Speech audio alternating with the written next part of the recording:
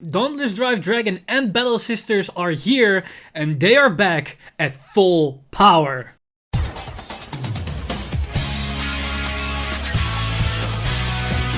Stand up! Vanguard! Hey Cardfighters, welcome back to another Cardfight update, and today we've got a very exciting episode, as today we've got the very first reveals of the upcoming Clan Selection Plus volume sets with the reveal of Dauntless Drive Dragon and Battle Sister Fromage. And these cards will probably give us more insight of what's to come with these brand new sets and what type of exciting stuff is right on the horizon once we get more and more cards revealed for these two sets. So without further ado, let's jump straight into these cards and see what Battle Sister Fromage and Dauntless Drive Dragon have to offer and bring to the respective clans. We're gonna start off with the one for Oracle Think Tank, as here we have the reveal of Battle Sister Fromage. And before we go into the skill reveal, let me tell you, I really like what this card has to offer. All these skills together basically reminds me of what Battle Sister did during the late GRR time, as this is very reminiscent of what this deck did. So let's take a look and analyze every single ability that Fromage has. So her first ability is Continuous Vanguard Circle. During your turn, if your opponent's Vanguard is great for your greater, all of your units with Battle Sister in their card names get power plus 5k. So this is a small power buff to your field if you run the entire Battle Sister core. It's not amazing, but it's a nice addition because you basically get an extra 10k power on every single column. And we see this in other decks that are doing this in maybe a bit easier, like Gurgit for example, and even Luard, and maybe Gaia to some extent. But it's nice that we even get this extra 5k power buff to our units at all. Now we start to get an actual value once we look at her second ability, which is Auto Vanguard Vanguard Circle. When placed, cost Counter Blast 1 and Soul Blast 1 and draw a card. If you have a Vanguard with Battle Sister in its card name, draw a card. That cost for one draw isn't really that great, but once we get those two draws, then it actually sounds pretty good, because one soul, one Counter Blast for two draws is pretty good value if you ask me. And if you just ride her as a Vanguard unit, you will always get those two draws.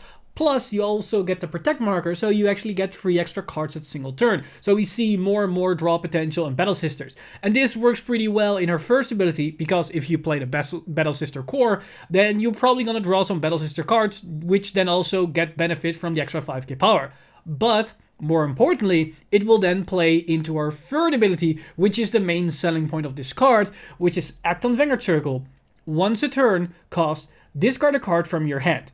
Look at the same number of cards from the top of your deck as the number of your units with Battle Sister in their different card names, and put each card you looked on the top or bottom of your deck in any order. So we've got some pretty good deck manipulation if we run quite a sizable Battle Sister package and we have them all laid out on the field. Now I made the statement that this really reminds me of what Battle Sister did during the late Jira, and we can now see that very obviously with her skills, because what Battle Sister did during that time was a very high aggro rush play. You want to slam down your cards in the early game, just attack your opponent, and every card will probably have an unhit skill or allows you to draw more cards, and you go with a high tempo play where you just want to outrush your opponent, and every single card allows you to draw more cards. So even if you're up against control, you could still keep reloading the board turn after turn.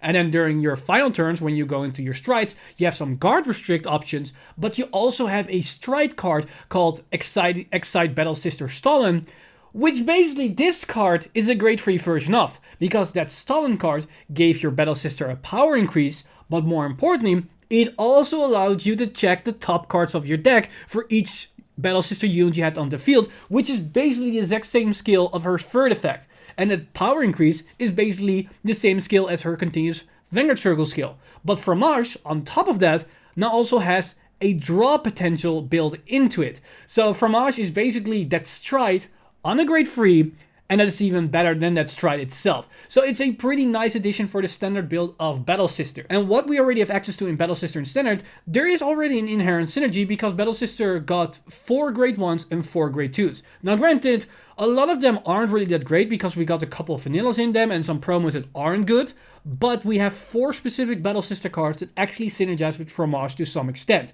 We've got the 2 grade 1 promos that are going to be reprinted in this set, that are Battle Sister Casata and Panettone. Panettone is another card that allows us to manipulate the top card of our deck and then stack it to some extent, and it gives us some soul and it increased the power potential of her next trigger, which we most definitely are going to hit thanks to her skill in combination with Fromage as well. Now, Kasata gives our drive checks even more pressure because once we hit those triggers, then she gets an extra 10k power, thus increasing the power columns we already generating, and both those grade 1s can impact our early game aggression as well. Now, as for the grade 2s, we've got a really nice grade 2 Battle Sister, which is Battle Sister Macaron, which gets an extra 10k power with the same skill condition as Amaterasu, that you either look at your deck or reveal your deck or search your deck, and that's basically what we're doing with Fromage, so that's another unit that gets an extra 10k power we get for free.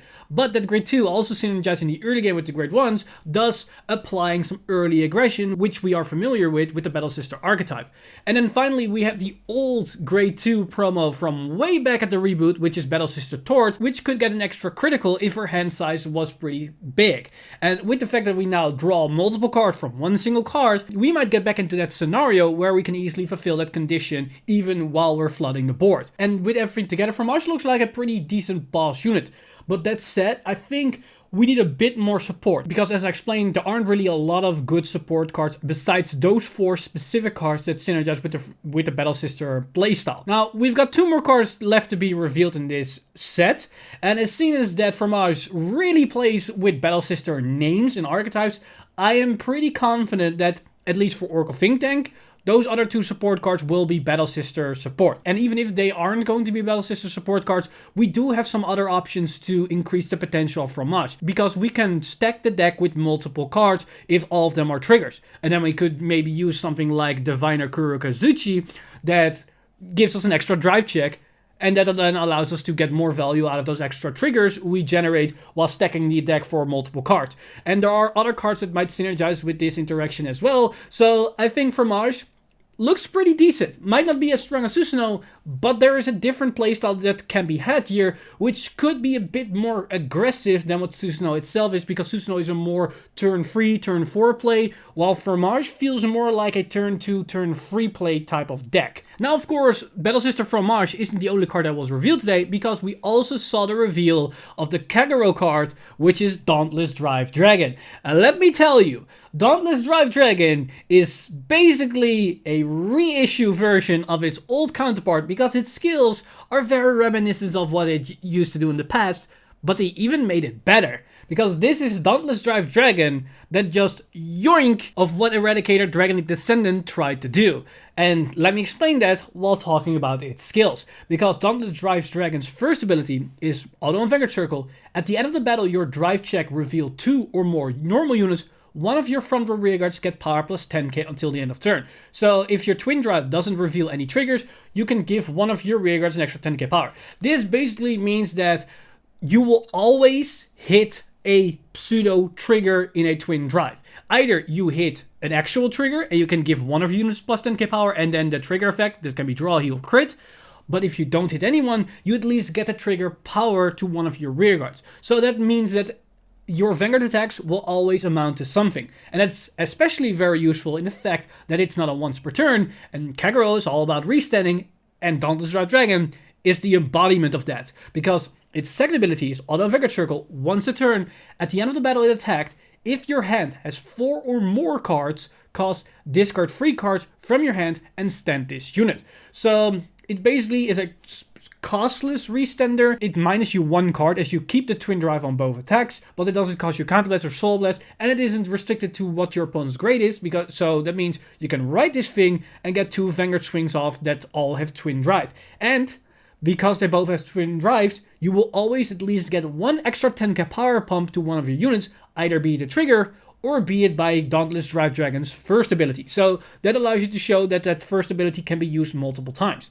But the main kicker lies in Dauntless Drive Dragon's third effect, which is Auto. When rode upon, choose one of your Vanguards, and it gets all of this card's auto abilities other than this ability until the end of turn. So basically, if you write something on top of it, it gets the recent ability and the ability that if you didn't hit a trigger in your twin drive, you can give a rearguard plus 10k power. Now this is pretty damn good because you can basically ride a Dauntless Drive Dragon into a Dauntless Drive Dragon and then have a double Restander just like we see with Eradicator Dragon Descendant. The only difference here is that we now have a Force Clan card, so we can stack the Force marker underneath the Vanguard circle so those extra Vanguard attacks actually have some pressure behind them because they can be 23 or 33k on the first attack. And because we now can potentially attack 3 times with Dauntless Dragon, that means his first ability can potentially trigger twice. Of course, you probably want to see triggers themselves,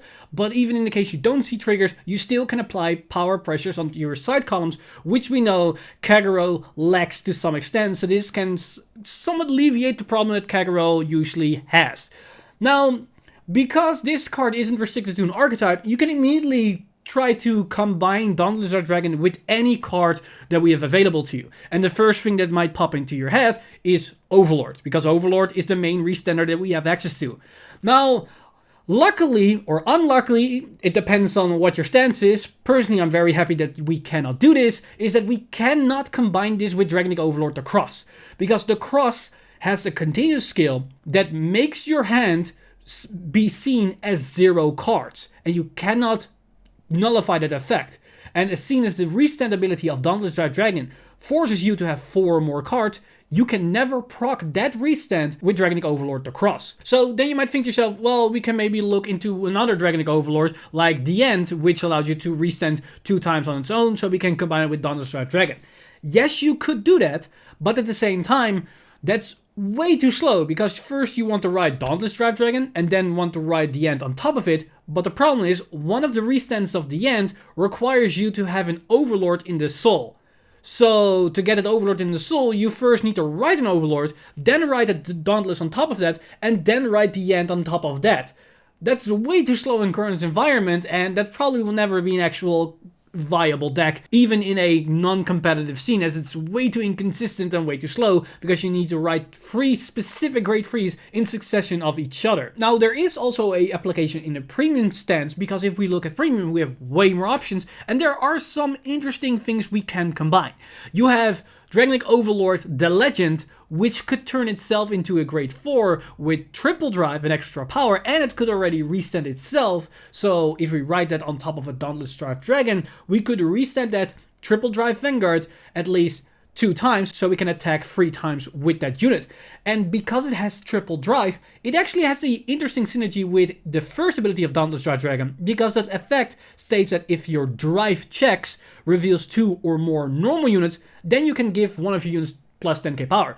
So if in a triple drive you hit 1 trigger and 2 normal units, then you get that trigger power, but you also get that extra 10k power to one of your rearguards, which makes that triple drive even more valuable, because you're gonna attack 3 times, so that's 9 drive checks, and that can potentially give you at least 60k power onto the board in whatever fashion that might arise, which can be really, really powerful. Now, another interesting thing people might try to figure out is to work this card with the old The Cross that has the Legion effect with the Legend.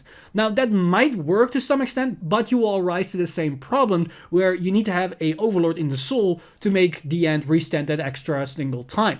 Now, there might be a way to shove an Overlord into the soul with premium support, as there are cards that allow you to shove cards into the soul, but I don't know if it's somewhat valuable or consistent enough that actually might make the cut, so that's something for you Kagero players to figure out if there's another option there. But where I think the Dauntless Dragon actually has a good partner in and that is in premium as well as in standard, is with Dragonic Blade Master. Because the interesting part about Dauntless Dragon's first effect is that its effect doesn't state that the twin drive or the drive check needs to come from the unit itself. So if you have other units like rear guards that can drive check and they don't hit a trigger in the drive check, you can still give extra 10k power to the field. Now, what does Blade Master have? It has the vision token with twin drive. That is a rearguard unit. So you could combine this with Blade Master to then also get more power thanks to your twin driving rearguard, and you can give that extra 10k power to that rearguard itself if you attack. And it might sound weird if you look at it in a standard perspective, because what's the point of giving the rearguard extra 10k power if it already attacked itself? Now, you could attack with the Vanguard first, then give it the power, and then once you attack with the vision token and you don't hit the trigger, then you can give it to the other column. But in Premium, it makes a lot of sense, because in Premium, you can run the 16 stand build with the vision token, and every time the vision token or your Vanguard doesn't hit a stand trigger, aka a trigger, you can give the vision token extra 10k power, meaning the moment it does hit a stand trigger, it becomes that more powerful. So either you hit a stand trigger and you get a restand on a rearguard that hits with twin drive, or you get extra 10k power to the board, and this keeps going on until either your opponent is dead, or you run out of attacks with twin drives to potentially hit a stand trigger to restand that vision token itself. So Dauntless Drive Dragon is a very interesting card that opens up a lot of possibilities, and even though in standard it might looks a bit lackluster, because probably the best combination it has is with the vision token or just with itself so you can attack 3 times, but the fact that this card is so generic opens up a lot of possibility with future support for Kagero, because any new grade 3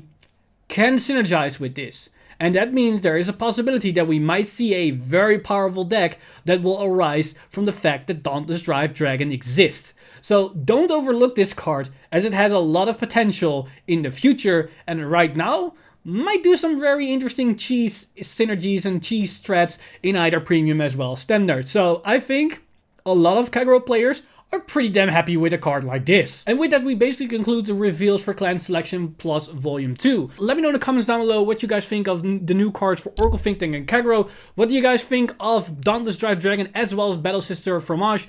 Do you think they're pretty awesome? Do you think there's a lot of potential with them? Or do you think they're kind of whatever and you want to see something else or hope for a bit more plays? Let me know all your thoughts in the comments section down below. This video has been brought to you by our lovely patrons over at patreon.com/VanguardInsider. You guys are amazing. If you do want to support the channel or everything that's happening on the channel, you can simply go to patreon.com/VanguardInsider and become a patron today. But with that said, I'm Mr. Time Leap, and I see you guys in the next one!